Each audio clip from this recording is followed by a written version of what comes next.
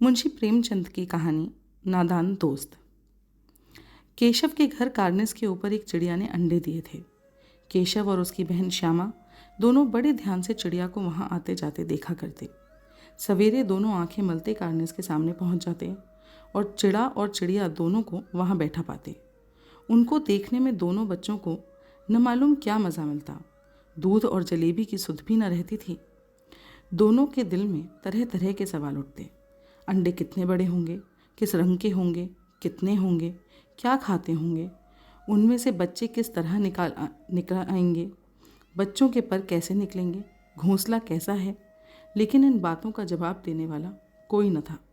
न अम्मा को घर के काम धंधों से फुर्सत थी, न बाबूजी को पढ़ने लिखने से।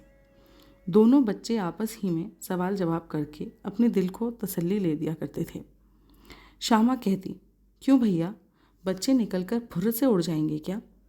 बेचारा केशव विद्वानों जैसे गर्व से कहता, नहीं री पगली, पहले पर निकलेंगे, बगैर परों के बेचारे कैसे उड़ेंगे? श्यामा, बच्चों को क्या खिलाएगी बेचारी? केशव इस पेचीदा सवाल का जवाब कुछ न दे सकता था। इस तरह 3-4 दिन गुजर गए। दोनों बच्चों की जिज्ञासा दिन दिन बढ़ती जाती थी। अंडों को देखने के लिए वे अधीर हो उठते थे। उन्होंने अनुमान लगाया कि अब ज़रूर बच्चे निकल आए होंगे। बच्चों के चारे का सवाल अब उनके सामने आ खड़ा हुआ। चिड़िया बेचारी इतना दाना कहाँ पाएगी कि सारे बच्चों का पेट भरे? गरीब बच्चे भूख के मारे चूं चूं करके मर जाएंगे। इस मुसीबत का अंदाज़ा करके दोनों घबरा उठे। दोनों ने फैसला किया कि कार्निस पर थोड़ा सा दाना रख दिया जाए। श्यामा खुश होकर बोली, तब तो चिड़िया को चारे के लिए कहीं उड़कर न जाना पड़ेगा ना? केशव, नहीं, तब क्यों जाएगी? श्यामा, क्यों भैया, बच्चों को धूप न लगती होगी? केशव का ध्यान इस तकलीफ की तरफ न गया था। वो बोला, ज़रूर तकलीफ तो होगी, बेचारे प्यास के मारे तड़पते होंगे, ऊपर छाया भी तो कोई नहीं। आखिर यही फैसला हुआ कि घोंसले के ऊपर कपड़े की छत बना देनी चाहिए। पानी की प्याली और थोड़े से चावल रख देने का प्रस्ताव भी स्वीकृत हो गया। दोनों बच्चे बड़े चाव से काम करने लगे। श्यामा माँ की आंख बचाकर मटके से चावल निकाल लाई। केशव ने पत्थर की प्याली का तेल चुपके से ज़मीन पर गिरा दिया और उसे खूब साफ करके उसमें पानी भरा। अब चांदनी के लिए कपड़ा कहाँ से आए? फिर ऊपर बगैर छड़ियों के कपड़ा ठहरेगा कैसे? और छड़ियाँ खड़ी होंगी कैसे? केशव बड़ी देर तक इसी उधेड़बुन में रहा। आखिरकार उसने यह मुश्किल भी हल कर दी। श्यामा से बोला, जाकर कूड़ा फेंकने वाली टोकरी उठा लाओ। अम्मा जी को मत दिखाना। श्यामा, वह तो बीच से फटी हुई है, उसमें से तो धूप आएगी ना? केशव ने झुंझलाकर कहा, तू टोकरी तो ला, मैं उसका सुराख बंद करने की कोई हिकमत निकालूंगा। श्यामा दौड़कर टोकरी उठा लाई। केशव ने उसके सूखे सुराख में थोड़ा सा कागज़ ठूंस दिया और तब टोकरी को एक टहनी से टिकाकर बोला, देख, ऐसे ही घोंसले पर उसकी आड़ कर दूंगा, तब कैसे धूप आएगी? श्यामा दिल में सोचने लगी, भैया कितने चालाक हैं। गर्मी के दिन थे, बाबूजी दफ्तर गए हुए थे। अम्मा दोनों बच्चों को कमरे में सुलाकर खुद सो गई थीं, लेकिन बच्चों की आंखों में आज नींद कहाँ। अम्मा जी को बहलाने के लिए दोनों दम रोके आंखें बंद किए मौके का इंतज़ार कर रहे थे।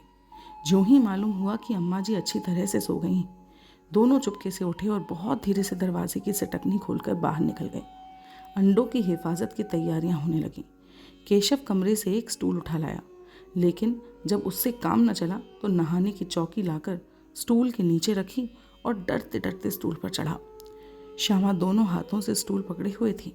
स्टूल की चारों टांगें बराबर न होने के कारण जिस तरफ ज़्यादा दबाव पड़ता था, ज़रा सा हिल जाता था। उस वक्त केशव को कितनी तकलीफ उठानी पड़ती थी, यह उसी का दिल जानता था। दोनों हाथों से कार्निस पकड़ लेता और श्यामा को दबी आवाज़ से डांटता, अच्छी तरह पकड़, वरना उतर कर बहुत मारूंगा। मगर बेचारी श्यामा का दिल तो ऊपर कार्निस पर था। बार बार उसका ध्यान उधर चला जाता और हाथ ढीले पड़ जाते। केशव ने ज्यों ही कार्निस पर हाथ रखा, दोनों चिड़ियाँ उड़ गईं। केशव ने देखा कार्निस पर थोड़े तिनके बिछे हुए हैं और उन पर 3 अंडे पड़े हैं।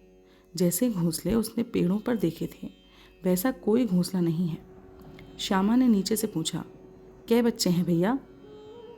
3 अंडे हैं, अभी बच्चे नहीं निकले। श्यामा, ज़रा हमें दिखा दो भैया कितने बड़े हैं।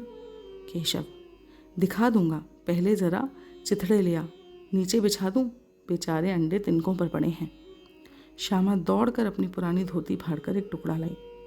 केशव ने झुककर कपड़ा ले लिया। उसकी कई तह करके उसने एक गद्दी बनाई और उसे तिनकों पर बिछाकर तीनों अंडे धीरे से उस पर रख दिए। श्यामा ने फिर कहा, हमको भी दिखा दो भैया। केशव, दिखा दूंगा, पहले ज़रा वह टोकरी तो दे दे, ऊपर छाया कर दूं। श्यामा ने टोकरी नीचे से थमा दी और बोली, अब तुम उतर जाओ, मैं भी तो देखूं। केशव ने टोकरी को एक टहनी से टिकाकर कहा, जा दाना और पानी की प्याली ले आ, मैं उतर जाऊं तो तुझे दिखा दूंगा। श्यामा प्याली और चावल भी लाई। केशव ने टोकरी के नीचे दोनों चीज़ें रख दी और आहिस्ता से उतर आया। श्यामा ने गिड़गिड़ा कर कहा, अब हमको भी चढ़ा दो भैया। केशव, तू गिर पड़ेगी। श्यामा, न गिरूंगी भैया, तुम नीचे से पकड़े रहना। केशव, ना भैया, कहीं तू गिरगिरा पड़ी तो अम्मा जी मेरी चटनी ही कर डालेंगी, कहेंगी कि तूने ही चढ़ाया था। क्या करेगी देखकर, अब अंडे बड़े आराम से हैं, जब बच्चे निकलेंगे तो उनको पालेंगे। डर से नहीं बैठती। दोनों चिड़ियाँ बार बार कार्निस पर आती थीं और बगैर बैठे ही उड़ जाती थीं। केशव ने सोचा, हम लोगों के डर से नहीं बैठती। स्टूल उठाकर कमरे में रख दिया, चौकी जहाँ की तहाँ। श्यामा ने आंखों में आंसू भरकर कहा, तुमने मुझे नहीं दिखाया, मैं अम्मा जी से कह दूंगी। केशव, अम्मा जी से कहेगी तो बहुत मारूंगा, कहे देता हूँ। श्यामा, तो तुमने मुझे दिखाया क्यों नहीं? केशव, और गिर पड़ती तो 4 सर ना हो जाते? श्यामा, हो जाते तो हो जाते, देख लेना, मैं कह दूंगी। इतने में कोठरी का दरवाज़ा खुला और माँ ने धूप से आंखों को बचाते हुए कहा, तुम दोनों बाहर कब निकल आए? मैंने कहा न था कि दोपहर को न निकलना। किसने किवाड़ खोला? किवाड़ केशव ने खोला था, लेकिन श्यामा ने माँ से यह बात नहीं कही। उसे डर लगा कि भैया पिट जाएगा। केशव दिल में कांप रहा था कि कहीं श्यामा कह न दे। अंडे न दिखाए थे, इससे अब उसको श्यामा पर विश्वास न था। श्यामा सिर्फ मोहब्बत के मारे चुप थी या इस कसूर में हिस्सेदार होने की वजह से, इसका फैसला नहीं किया जा सकता। शायद दोनों ही बातें थीं। माँ ने दोनों को डांट टपट कर फिर कमरे में बंद कर दिया और आप धीरे धीरे उन्हें पंखा झलने लगी। अभी सिर्फ 2 बजे थे, बाहर तेज लू चल रही थी। अब दोनों बच्चों को नींद आ गई थी। 4 बजे यकायक श्यामा की नींद खुली। किवाड़ खुले हुए थे। वह दौड़ी हुई कार्निस के पास आई और ऊपर की तरफ ताकने लगी। टोकरी का पता न था। संयोग से उसकी नज़र नीचे गई और वह उल्टे पांव दौड़ती हुई कमरे में जाकर जोर से बोली, भैया अंडे तो नीचे पड़े हैं, बच्चे उड़ गए। केशव घबरा कर उठा और दौड़ता हुआ बाहर आया तो क्या देखता है कि तीनों अंडे नीचे टूटे पड़े हैं और उनसे कोई चूने की सी चीज़ बाहर निकल आई है। पानी की प्याली भी एक तरफ टूटी पड़ी है। उसके चेहरे का रंग उड़ गया। सहमी हुई सी आंखों से ज़मीन की तरफ देखने लगा। श्यामा ने पूछा, बच्चे कहाँ उड़ गए भैया? केशव ने करुण स्वर में कहा, अंडे तो फूट गए। श्यामा, और बच्चे कहाँ गए? केशव, तेरे सर में, देखती नहीं है, अंडों में से उजला उजला पानी निकल आया है, वही तो 2-4 दिनों में बच्चे बन जाते।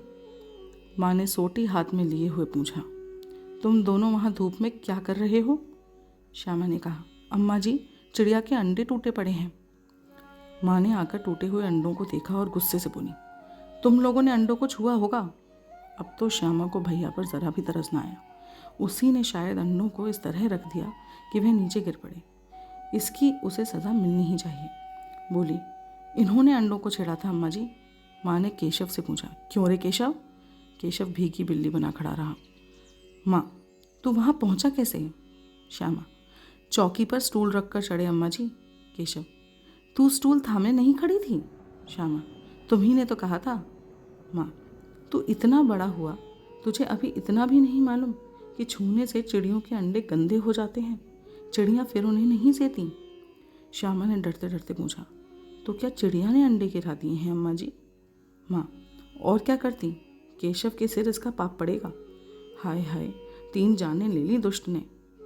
केशव रोनी सूरत बनाकर बोला, मैंने तो सिर्फ अंडों को गद्दी पर रख दिया था अम्मा जी। माँ को हंसी आ गई, मगर केशव को कई दिनों तक अपनी गलती पर अफसोस होता रहा। अंडों की हिफाजत करने के जोक में उसने उनका सत्यानाश कर डाला। इसे याद कर वह कभी कभी रो पड़ता था। दोनों चिड़ियाँ वहाँ फिर न दिखाई दी। धन्यवाद।